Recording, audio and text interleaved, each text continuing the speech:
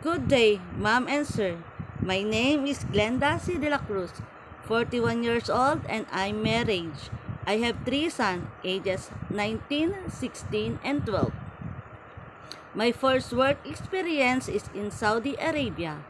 I start November 17, 2017 until April 10, 2021.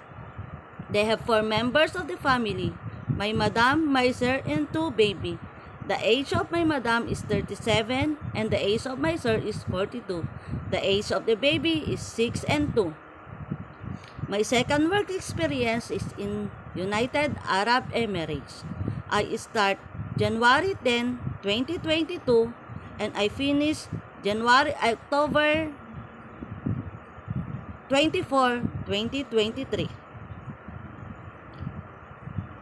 My duties and responsibility is cooking, cleaning, ironing, washing clothes, take care of the baby, and sometimes I'm washing car.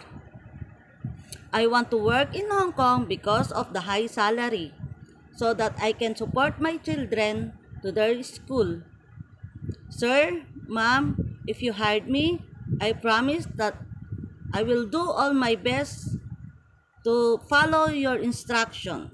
Thank you and God bless.